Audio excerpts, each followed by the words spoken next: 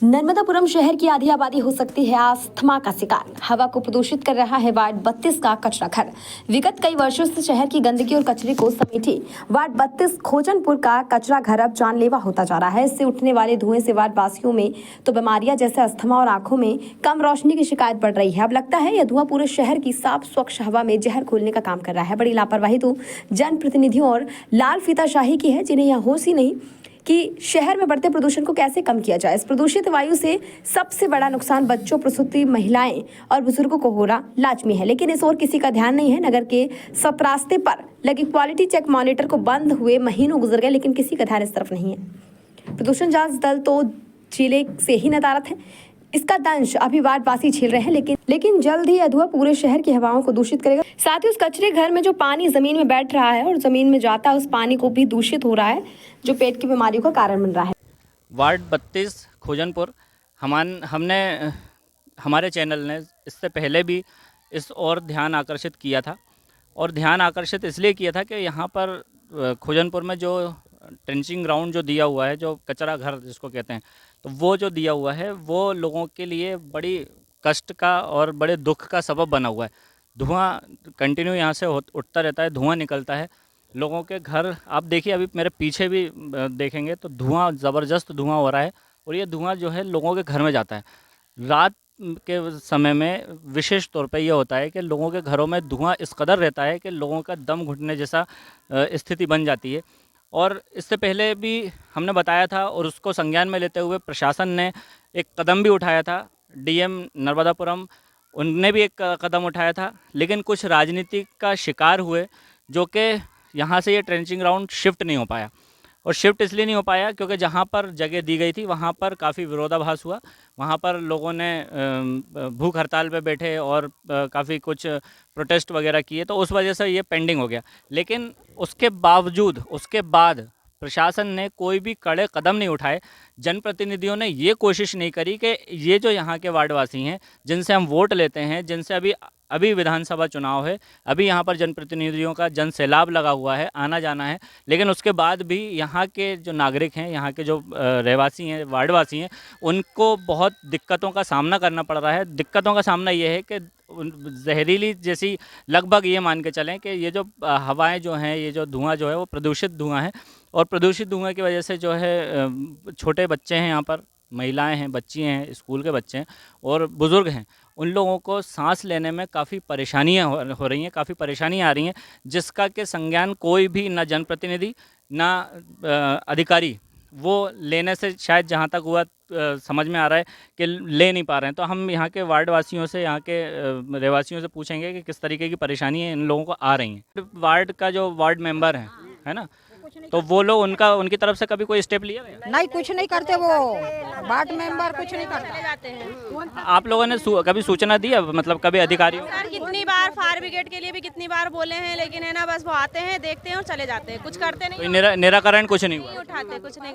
हर चीज की दिक्कत है, इसकी घूड़े की दिक्कत, सड़क की, नाली की, कचरे की, सबकी है। वो सब बच्चे छोटे हैं तो धुएं की, खांसी की बहुत परेशानी है। अच्छा, आपका घर भी मतलब जस्ट उसके पीछे ही है? बिल्कुल पास में ही है। जैसे क्या परेशानी क्या होती है? बच्चों को सर्दी हो रही, खांसी हो रही, से आराम ही नहीं लग रहा धुएं से जी, परेशानी? बहुत हो रही परेशानी है, और बहुत मक्खी हो रही, बहुत रात दिन धुआं हो रहा है, वो कचरा भी नहीं हट रहा। वो फोन करते हैं लेकिन वो गाड़ी आती भी नहीं पानी भिजाने, बहुत परेशान। मतलब आग लगी रहती है उसमें और धुआं उठता रहता है, वो धुएं से रात दिन धुआं, और इतना कचरा, इतना धुआं, बहुत ज्यादा रात। अच्छा, आप लोगों को मतलब कचरा भी आपके घरों के सामने आ जाता है? जी बिल्कुल, पास से गाड़ियाँ निकल रही हैं, बहुत परेशानी, रात दिन परेशानी। आते हैं ना, रोड पे झाड़ू लगाने आते हैं, कुछ नहीं आते, बस आते हैं तो ऐसे झाड़ू लगाते हैं और अच्छा, आप लोगों ने इससे पहले जब इलेक्शन आया था, इससे पहले आप लोगों ने वोट दिया था? दिए हैं? वोट तो काम हो या नहीं हो, वोट भी नहीं आए हैं, मतलब आपके जो जनप्रतिनिधि जो हैं वो कभी नहीं आए? लेकिन नहीं आते। बस एक दो बार आए थे, देखकर चले गए, लेकिन कुछ करे नहीं उन्होंने, कुछ नहीं करे? कुछ नहीं करे। अब ये हमारे घर के सामने बिल्कुल कच्ची नाली ऐसी पड़ी, कभी आकर नहीं देखते कि उसमें झाड़ू लगी है या साफ सुथरा है या सड़क नहीं है, कुछ ऐसे ही बस सही पड़ा है। गाड़ियाँ भी निकल रही हैं, कचरे की बहुत गाड़ियाँ निकल रही हैं, और बच्चे ट्यूशन भी पढ़ते हैं, इतनी आफत हो रही, बहुत धुआं हो रहा है, बहुत ज्यादा। ये बच्ची आपके यहाँ? अच्छा, इनको भी दिक्कत होती है? हर चीज की सब सारे बच्चों को दिक्कत होती है। अभी मोहल्ले में और भी छोटे छोटे बच्चे हैं, उनको भी बहुत दिक्कत होती है। शाम की सभी तो बाहर ही नहीं निकल सकते हम लोग 6 बजे के बाद, सब गेट लगा के अंदर, ये धुएं के कारण हमको तो सांस है बिल्कुल चलते हैं ना, सारा अंदर धुआं घर में पूरे ये फेफड़ों में जम रहा है। क्या इतना तो सिगरेट पीने वालों को भी नहीं जमेगा, इतना हमारे शरीर में जम रहा है। तो देखिए अनियमितताएं तो बहुत ज़्यादा हैं, और कचरे की जो कचरे में जो आग लगाई जाती है, जो लगती है, उसके धुएं से इस कदर की परेशानियां हो रही हैं। वाकई में देख भी सकते हैं हम कि जब हमें धुआं बर्दाश्त नहीं होता है, तो जिसका घर वहाँ पर है, जो वहाँ पर निवास कर रहा है, उसके घर में अगर धुआं रहेगा तो वो कैसे अपना जीवन निकाल रहे होंगे।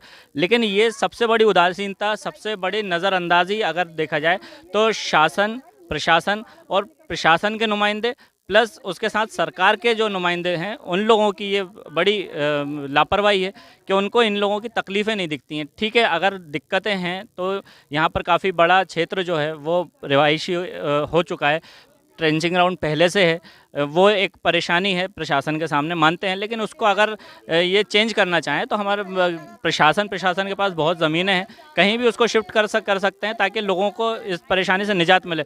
यहाँ पर काफ़ी सीनियर्स भी हैं और हमारे साथ एक सीनियर भी खड़े हैं, उनसे भी हम बात करते हैं कि उनसे। वार्ड क्रमांक 32 में सन 2017 से निवास कर रहा हूँ। मैंने जब मकान बनाया था उस समय से भी यहाँ कचरा डाला जा रहा है। विगत 3 वर्षों से यहाँ का डंपिंग ग्राउंड समाप्त करने की बात कही गई। डंपिंग ग्राउंड में आने जाने के लिए कचरा पट्टी की गाड़ियों को रास्ता नहीं है, लोगों के घर के सामने से आते हैं, पूरा कचरा लोगों के घर के सामने पड़ा रहता है। ना कभी नगर पालिका का कोई कर्मचारी सफाई करने आता है, ना कुछ देखने आता है। अच्छा, आप लोगों को सांस के ताल्लुक से कोई परेशानी होती है? 1 मिनट बता रहा हूँ मैं आपको। कचरा पूरे रोडों पे पड़ा रहता है, शाम को इनकी मशीन चलती है, कचरा इकट्ठा करते हैं, पन्नी में आग लगाई जाती है, 24 घंटे पन्नी जलती है। हम लोगों को छत पे निकलना, बाहर रोड पे आना इतना दुर्लभ हो गया कि हमारे को सांस की बीमारी हो गई। डॉक्टर बोलते हैं कि भैया आपको धुएं के कारण ये सब एनर्जी है। डॉक्टर पुरोहित को मैंने बताया कि ना आपका प्रदूषित क्षेत्र है, उसके वजह से दिक्कत हो रही है, उसके वजह से आपको ये परेशानी हो रही है। आँखें में भी, आँखों में भी तकलीफ हुई है, सब कुछ हो रहा है। क्या नाम है आपका? जीनत मिर्ज़ा। मैं यहाँ नर्सरी टू 10th कोचिंग चलाती हूँ। यहाँ पर मैं कोचिंग पढ़ाती हूँ, दोपहर के टाइम मतलब दिन का टाइम रहता है, और यहाँ बच्चों को है ना बड़ी तकलीफ़ें होती है। मेरे को क्या तकलीफ टाइम होती है? मतलब धुआं जो है इतना खतरनाक आता है कि बच्चों को पढ़ना मुश्किल है, ना पढ़ाना भी मुश्किल है। मैं खुद नहीं पढ़ा पाती हूँ, आंखों में धुआं लगता है, तो मतलब आंखें पूरी ऐसी हो जाती हैं कि मैं तकलीफ से मतलब छोड़ना पड़ता है मुझे बच्चों की, कि वो पढ़ नहीं पाते हैं। तो इस मतलब चक्कर धुएं की वजह से छुट्टी करना पड़ती है? मुझे धुएं की वजह से उनकी छुट्टी करना पड़ता है। इतना धुआं हो जाता है कि हम पढ़ नहीं सकते, ना पढ़ा सकते। अच्छा, आपका घर यही है? जी, मेरा घर यही है, मैं यहीं पढ़ाती हूँ बच्चों को। और यहाँ है ना आगामी वर्षों से है ना बहुत धुआं है कि मतलब कुछ तकलीफ़ें इतनी हैं कि लोगों को इतनी परेशानी है कि हम खुद ही नहीं रह पा रहे। और सरकार हम लड़कियों के लिए इतना कुछ कर रहा है, पर हमारे लिए कुछ कर दे तो धुआं ये है कि बस हमारी ये परेशानी कि ये धुआं तकलीफ से छुटकारा। मतलब सरकार से आप ये बोलना चाहती हैं कि इस परेशानी से आपको निजात हमें मिले? ये परेशानी से निजात मिले, जो धुआं की परेशानी है इससे हमें निजात मिले, बस यही है हमारी सरकार से वो है कि हमें बस। अच्छा, आपके जो जनप्रतिनिधि, अभी आपने देखा होगा अभी विधानसभा चुनाव का समय आ रहा है, तो आपको लगता है कि ये इस तरीके की कोई बात है उनके मैनिफेस्टो में शामिल होना चाहिए, उनके मुद्दों में शामिल होना चाहिए? जी, ये तो सबसे पहले होना चाहिए, क्योंकि ये ऐसी चीज़ है कि लोगों को आते जाते तकलीफ होती है, तो बेचारे लोग क्या करें। अब उसमें कब तक बोलेंगे, ऊपर से फायर ब्रिगेड आने में इतना टाइम लगाती है कि जब तक धुआं जल के राख बन जाता है, तो क्या हाँ, करें? फायर ब्रिगेड तो यहाँ पर आराम से नहीं आती होगी ना, क्योंकि वो गेट भी जो है वो भी बंद रहता है। जी, और गेट में भी इतनी परेशानी कि फायर ब्रिगेड आएगी कब और कब धुआं हो जाएगी, जब तक तो पूरा आगे पूरी मतलब पूरा राख बन जाती है, तो धुआं ही कम हो जाता है। धुआं ही धुआं, मतलब आप लोग धुएं में ही जी रहे हो? जी, बस पूरा कम से कम मुझे रहते रहते यहाँ 5-6-8 साल हो गए हैं, पर यहाँ धुआं की इतनी परेशानी की कभी आज तक ऐसा लगा नहीं कि हम बिगड़ धुएं के रह पाए हैं। अच्छा, आप लोग क्या पढ़ने आती हो? यस सर, अच्छा, पढ़ते हैं? आते हैं, यहाँ पे बहुत तेज धुआं रहता है। शुक्रिया सबसे पहले ताज भाई आपका कि ये जो शहर का सबसे ज्वलंत मुद्दा है आज की डेट में, ये जो आप कचरे का ढेर हमारे पीछे देख रहे हैं, इसकी वजह से न सिर्फ इसके पास रहने वाली आबादी परेशान है, बल्कि इससे जुड़े हुए 4 से 5 वार्ड, लगभग 15 से 20 हज़ार आबादी इस प्रताड़ना को झेल रही है। आप देख सकते हैं इस कचरे की ढेर की वजह से सबसे बड़ी जो गंभीर समस्या है, ये कचरे के ढेर में आए दिन आग लगती है, इससे जहरीली धुआं निकलता है जिसको लोगों को सांस की परेशानी है। इसके साथ में आप देखेंगे बारिश के टाइम पर रोड पर कचरा फेंका जाता है, जिसकी वजह से आवागमन में भी परेशानी होती है। और तीसरी सबसे बड़ी गंभीर समस्या ये रहवाशी इलाकों से होती हुई कचरा गाड़ियां आती हैं, घरों के सामने से आती हैं, वहां पर भी गंदगी फैलती है। तो इन सब समस्याओं के समाधान के लिए पीछे भी इस मुद्दे को कई बार प्रशासन के सामने रखा गया और भी जो राजनीतिक प्रतिनिधि हैं उनके सामने भी इस मुद्दे को रखा गया है, किंतु आज दिनांत तक इस समस्या का कोई समाधान नहीं निकाला गया है। हालांकि पिछले महीने तक ये आई थी खबर कि प्रशासन ने दूसरी जगह पर एक जगह आवंटित की। लास्ट ईयर शायद इसको पवारखेड़ा शिफ्ट करने का कुछ प्लान भी था। जी, पवारखेड़ा शिफ्ट करने के लिए इनकी काफ़ी हद तक प्लानिंग हो चुकी थी, अप्रूवल्स आ चुके थे, किंतु वहाँ पर शायद कुछ आपत्ति रही होगी जिसकी वजह से आज तक ये शिफ्टिंग नहीं हो सकी है। लेकिन प्रशासन के पास और दूसरी जगहों पर भी बहुत सी स्थान है जहाँ पर इस कचरा घर को स्थानांतरित किया जा सकता है। तो मैं चाहता हूँ कि ये जो सबसे गंभीर समस्या है और इससे न सिर्फ लोगों को सांस की तकलीफ है, रहवासी इलाका अगर आपने आवंटित किया है तो जाहिर सी बात है कचरा घर को कहीं दूसरी जगह पर शिफ्ट किया जाना चाहिए। अच्छा, एक चीज़ और पूछना चाहूँगा मैं कि कई चुनाव आए हैं और गए हैं, जनप्रतिनिधि बहुत सारे आए हैं, यहाँ पर काबिज हैं सब कई लोग, लेकिन इस तरीके का मुद्दे को अभी तक सॉर्ट आउट नहीं होना, ये किस तरह क्या बताता है कि इस एक मतलब जनप्रतिनिधियों की यह उदासीनता है या नज़रअंदाजी है, क्या है ये? बिल्कुल, ये जनप्रतिनिधियों की उदासीनता है। उसकी आप मुख्य वजह देखें, आप अगर हम मध्य प्रदेश में बात करें तो भारतीय जनता पार्टी की सरकार है। अगर हम मैं नर्मदापुरम की स्पेसिफिक बात करूं तो यहाँ पर लोकसभा में सांसद बीजेपी का, विधानसभा में विधायक बीजेपी का, यहाँ तक कि नगर पालिका भी आज भारतीय जनता पार्टी की है। तो ये सब कुछ होने के बाद भारतीय जनता पार्टी के पास सारे अधिकार हैं, वो चाहें तो इस समस्या का हल निकाल सकते हैं। तो कहीं ना कहीं पर ये पार्टी के ने ये कभी नहीं चाहा कि इस मुद्दे को हल किया जाए। काफ़ी बड़ी तादाद में लोग इससे परेशान हैं और अभी क्योंकि फिर चुनाव है, विधानसभा चुनाव है और विधानसभा चुनाव में नए नए प्रलोभन आते हैं, नई नई बातें आती हैं, तो आपको लगता है कि इस मुद्दे को भी बहुत गंभीरता के साथ अपने मैनिफेस्टो में पार्टीज को शामिल करना चाहिए? बिल्कुल लिया जाना चाहिए। नर्मदापुरम में दो मुख्य रूप से ये गंभीर समस्या है। एक आप देखते होंगे नर्मदा घाट पर जो नाला, आज तक जो भारतीय जनता पार्टी के लोग इसको कहते आए हैं कि जी इसको काफ़ी कुछ बहुत बात कुछ कहा है। और एक मुद्दा ये भी है, उसी में से कचरा घर की भी बात अगर हम करें तो काफ़ी समय से ये कहा जा रहा है कि जी हाँ ठीक है हम शिफ्ट करेंगे, लेकिन परिणाम कुछ भी हमारे सामने नज़र नहीं आता। अच्छा, आपको लगता है कि नर्मदा लोक जो एक काफ़ी मतलब जो बताया जा रहा है बहुत बड़ा प्रोजेक्ट है, उसके ऊपर ये कचरा घर कहीं ना कहीं एक बदनुमा दाग लगा सकता है? बिल्कुल, जब भी स्वच्छता के हम लोग यहाँ पर रेकिंग की जाती है तो कहीं ना कहीं हम इस कचरा घर की वजह से मात खाते हैं। आपने देखा होगा जब भी सर्वेक्षण होता है तो सबसे ज़्यादा माइनस पॉइंट हमें यहीं से मिलता है। और जब ये हमारी नर्मदा नगरी पावन भूमि है, हमारे लोगों की काफ़ी आस्थाएं यहाँ से जुड़ी हैं, धार्मिक नगरी कहलाई जाती है, तो इस तरीके की जो गंदगी है इसको साफ़ होना चाहिए मेरी समझ। आज हमने जिस तरीके से यहाँ का मुआयना किया है और वार्ड में काफ़ी लोगों का एक नाराज़गी थी कि हमें ट्रेंचिंग ग्राउंड से बहुत प्रॉब्लम है, परेशानी है और धुआं भी ऑब्वियसली है भी, वो बहुत बड़ी परेशानी है। तो आपको क्या लगता है कि आप जब से आपने यहाँ पर कमान संभाली है तो आपको किस तरीके का वार्ड मिला है और किस तरीके के यहाँ पर प्रोग्रेस हो रही है? भैया, जब से हम यहाँ आए हैं तब से इस वार्ड में हमको ये वार्ड खाली मिला है। हमको आए हुए 15 महीने हुए हैं, तो 15 महीने निरंतर हम काम कर रहे हैं, धीरे धीरे कोशिश कर रहे हैं और हम काम करेंगे। टंचिंग ग्राउंड की बात कहें तो 3 करोड़ 50 लाख रुपए का टेंडर हमारा है, जो धीरे धीरे उसमें मशीनें लगेंगी, रिसाइकलिंग होगा, पेपर रिसाइकलिंग प्लांट जिसको कहेंगे वो वहाँ पर इंस्टॉल करेंगे 3.5 करोड़ से। हाँ, अच्छा, तो जिसमें हमारे कचरा अलग होगा, कचरे में से प्लास्टिक अलग होगी, कपड़ा अलग होगा, कागज़ अलग होगा, लोहा अलग होगा, सारी चीज़ें अलग होकर उसको रिसाइकलिंग करेंगी और जिसमें से जो कचरे में से मटेरियल निकलेगा उसको उपयोग में लेंगे। धीरे धीरे करके हम वो कचरे को बड़े पहाड़ को छोटा ऐसा करने का प्रयास है। क्योंकि काफ़ी लोगों को परेशानी तो है, वहाँ पर धुएं से भी बहुत परेशानी हो रही है, तो वो उनका कहना भी यही था कि हमें दिक्कतें तो हैं, दिक्कतें तो दिख भी रही हैं। तो अभी रिसाइकिल प्लांट जैसा आपने बताया वो रहेगा वहाँ पर, उसके अलावा क्या किस तरीके की इस वार्ड के लिए रूपरेखा आपने सोच के रखी? इस वार्ड के लिए मैं इस वार्ड को अपना घर मानती हूँ। जैसे एक गृहिणी अपने घर को सजाती है, मैं चाहती हूँ कि ये वार्ड भी वैसा सजे। अभी मुझे 15 महीने हुए, आने वाले 5 सालों में मैं अपना 100% दूंगी और उस 100% में पूरी जनता बोले तो मेरा परिवार अगर संतुष्ट मुझसे नहीं होता तो मैं अच्छा, एक बात बताइए कि आप बता रहे थे, अभी जिक्र हो रहा था कि विधायक जी से भी आपको काफ़ी कुछ सपोर्ट मिला है, तो वो क्या, क्योंकि लोगों को पता तो होना चाहिए। विधायक जी से हमें काफ़ी सपोर्ट मिलता है। विधायक निधि से माटिया बाबा की रोड जो कि 20 करोड़ के समथिंग, सॉरी 20 लाख के समथिंग है, और कब्रिस्तान के पीछे वाला रोड शंकर मंदिर वो भी 25 लाख के करीब की रोड है, जिसमें हमारे वर्क ऑर्डर हो गए हैं। अगर आचार संहिता नहीं लगती तो वहाँ काम चालू हो जाता। मतलब बहुत जल्दी काम शुरू हो जाएगा। हाँ, और सत्संग गार्डन के पीछे सत्संग गार्डन के सामने रोड नाली वो भी हो चुकी हैं, जिसमें 30 करोड़ के करीब है ना, 30 करोड़ के करीब में 30 लाख के करीब वहाँ काम हुआ है। और सूबेदार कंपाउंड हो गया, टावर चौराहा हो गया, ऐसे सब के वर्क ऑर्डर हमारे पास हैं। मतलब लगभग तैयारी है कि यहाँ पर डेवलपमेंट होगा। हाँ, ठेकेदार के पास ये काम है।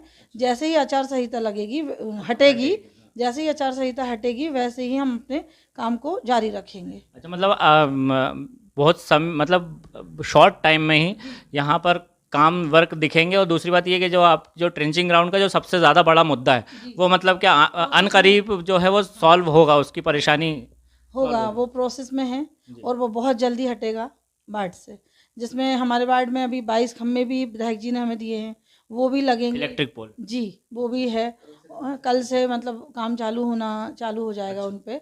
और धीरे धीरे बहुत से काम हैं जो प्रोसेस में हैं, और मैं आपको एक एक करके बता रही हूँ। ठीक है। अपन को पता है कि अस्थमा का मेन कारण होता है धूल धुएं मिट्टी से एलर्जी होना। तो जिन पेशेंट्स को इनका एक्सपोज़र ज़्यादा होता है उसमें अस्थमा के बिगड़ने के ज़्यादा चांसेस रहते हैं। अस्थमा में पेशेंट की श्वास नली जो रहती है वो धूल धुएं मिट्टी से हाइपर सेंसिटिव रहती है। जब भी धूल धुएं मिट्टी का संपर्क श्वास नली से होता है तो उसमें सिकुड़न और सूजन दोनों हो जाती है। तो उससे पेशेंट को सांस लेने में दिक्कत होना, छाती में जकड़न होना, खांसी होना और सारी समस्याओं का सामना करना पड़ता है। जैसे कि आपने बताया कि ट्रेंचिंग ग्राउंड में वेस्ट का जलना वो डेफिनेटली बच्चों के सेहत के लिए, प्रेग्नेंट वुमेन के सेहत के लिए नुकसानदायक है। प्रेगनेंसी में जैसे कि बच्चों का वजन कम होना, लो बर्थ वेट, बच्चों की ग्रोथ रिटार्डेशन जो बोलते हैं इंट्रा यूट्राइन ग्रोथ रिटार्डेशन वो होती है।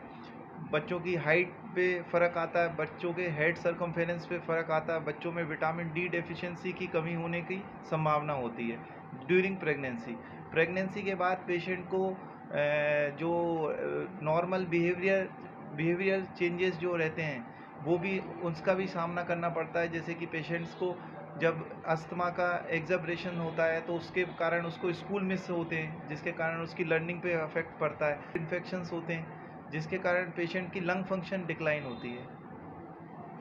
डेफिनेटली ये प्रूवन स्टडीज़ हैं, है ना, बहुत सारी स्टडीज़ हैं जो ये प्रूव करती हैं कि ये जो अस्थमा के बिगड़ने से, रिपीटेड एग्जर्बरेशन होने से, हर अस्थमा के अटैक के बाद पेशेंट के लंग की कैपेसिटी जो है वो डिक्लाइन होती है। प्रेगनेंसी पे इसके एक्सपोजर से जो बीमारियां होती है वो सब प्रूवन। सर, तो ये जो जैसे वेस्ट जो जलता है, जो वेस्ट जल रहा है, तो इसका जो धुआं निकल रहा है, तो ये बच्चों में भी उतना ही ज़्यादा इफेक्ट करेगा और बुजुर्गों में भी उतना ही ज़्यादा इफेक्ट करेगा? बच्चों में और प्रेग्नेंट वुमेन्स में ये ज़्यादा करता है, और ऑलरेडी जो पेशेंट अस्थमेटिक है उनमें चांसेस ऑफ अस्थमा बिगड़ने की ज़्यादा रहती हैं। तो सर ये इसको आपको क्या लगता है, ये चीज़ें, इनकी व्यवस्था कहीं दूर होनी चाहिए?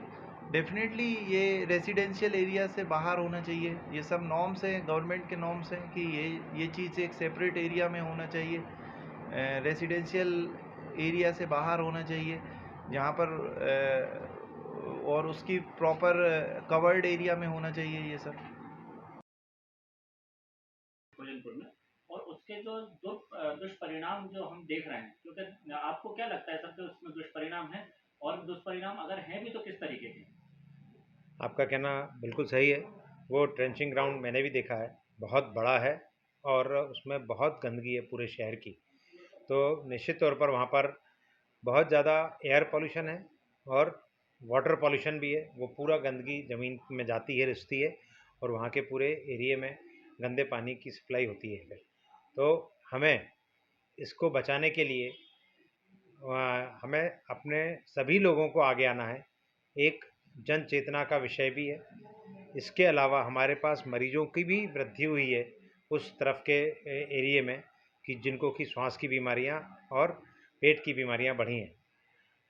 ये हटाने के लिए हमें सब लोगों को मिलकर मेहनत करना चाहिए, क्योंकि ये हटना वहाँ से ज़रूरी है जन साधारण लोगों के लिए। इसमें जो भी जिम्मेदार व्यक्ति है, वो भले ही प्रशासन हो, हमारे जनप्रतिनिधि हों, हमारे वो विभाग जो जिनके पास इसकी जिम्मेदारियां हैं, जैसे कि नगर पालिका है, पॉल्यूशन कंट्रोल बोर्ड है, इन सबको मिलकर अपनी जिम्मेदारी निभाना चाहिए और ना ही केवल डिपार्टमेंटल तौर पर जिम्मेदारी निभाना चाहिए, बल्कि एक मानवता के नाते भी आगे बढ़कर इसे वहाँ से हटाकर एक प्रॉपर पॉल्यूशन प्लांट डालना चाहिए, जिससे कि इस सब का डिस्पोजल अच्छा हो। इंसिनरेटर डलना चाहिए। अब इंसिनरेटर बहुत बड़ी चीज़ें नहीं बची हैं। एक इंसिनरेटर अगर डालेंगे तो हमारा ये पूरा का पूरा कचरा उसमें जल जाएगा और पूरा वातावरण स्वच्छ रखने में हमें बहुत मदद मिलेगी। इसलिए मैं चाहता हूँ हम सब मिलके इससे लड़ें और इस समस्या का निदान निकालें। धन्यवाद। अपने शहर, अपने प्रदेश की ताज़ा खबरों के लिए लाइक करें, शेयर करें, सब्सक्राइब करें और हाँ, बेल आइकन दबाना ना भूलें, क्योंकि खबर हमारी, फैसला जनतंत्र का।